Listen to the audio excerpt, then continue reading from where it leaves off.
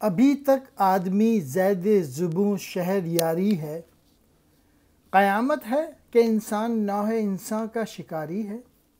اقبال نے شعر میں افسوس کا اظہار کیا ہے کہ انسان ہی انسان کا دشمن ہے اور انسان کو نقصان پہنچا رہا ہے، کبھی بادشاہ بن کے، کبھی یعنی ملوکیت جیسے پاکستان میں، کبھی زرداری کا گھرانہ، بے نظیر کا گھرانہ، یہ نواز شریف کا گھرانہ، تو بادشاہت اور یہ سب نقصان پہنچا رہی ہے انسانوں کو۔ کہیں ایک ملک دوسرے ملک پہ قبضہ کرنے کی کوشش کرتے ہیں، امپیرلزم، یہ پرابلم ہے۔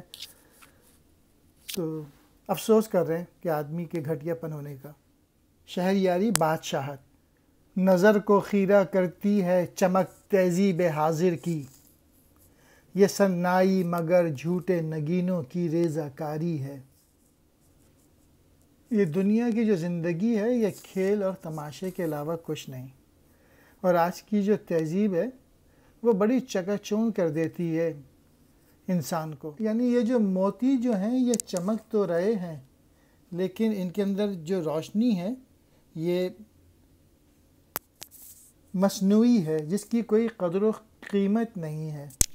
دنیا کے گلیمر میں نہیں پھنس جانا چاہیے اور اس سے بچ کے نکلنے کی کوشش کرنی چاہیے۔ اگر اس میں پھنس گئے تو ان تباہی کے علاوہ اور کچھ نہیں ہے اس گلیمر میں۔ نائی کہتے ہیں کاریگری، خیرہ کرنا، چندیا دینا۔ وہ حکمت ناز تھا جس پر خردمندان مغرب کو، ہوس کے پنجۂ خونین میں تیغ کارزاری ہے۔ مغرب کے عقل مند لوگوں کو جس چیز پہ ناز تھا وہ ہوس اور لالچ کے سوا کچھ نہیں ہے، اور اس کا جو پنجہ ہے وہ خونین یعنی خون سے لپٹا ہوا ہے، اور جنگ کی ایک تلوار ہے اور اس کے سوا اور کچھ نہیں۔ تدبر کی فسوکاری سے محکم ہو نہیں سکتا جہاں میں جس تمدن کی بنا سرمایہ داری ہے۔ اقبال نے اس شعر میں سرمایہ داری نظام پر ایک طنز کیا ہے کہ جو مغرب نے بڑے غور و فکر کے بعد یہ جو سرمایہ داری کا نظام نکالا، یہ صرف ایک جادوگری ہے اور کچھ نہیں۔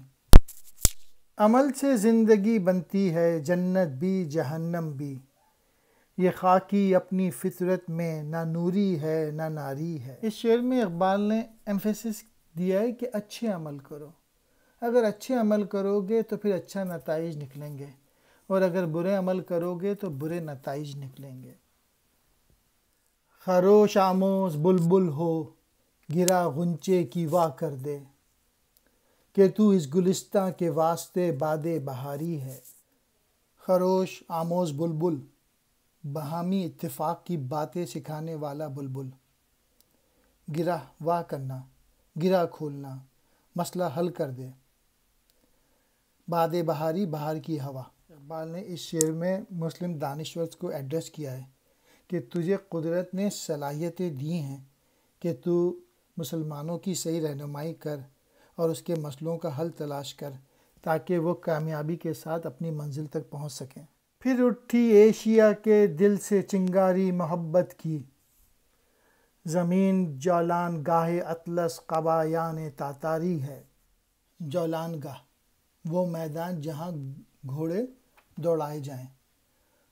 اطلس قبایان تاتاری، چمکیلا لباس پہنے والے ترک۔ ایشیا کے باشندے جو ہیں صورتحال سمجھنے لگے ہیں اور اس نتیجے پہ پہنچے ہیں کہ صرف اتحاد اور محبت سے ہی سکون مل سکتا ہے، اور ایسا لگ رہا ہے کہ ترکوں کے گھوڑے جو ہیں وہ دوبارہ دوڑ رہے ہیں۔ آخری شعر فارسی کا ہے، اس کے ملت کے اچھے دن نزدیک آ گئے ہیں اور افراد قوم اب متحد ہو کر اپنی منزل مقصود کی جانب چل پڑے۔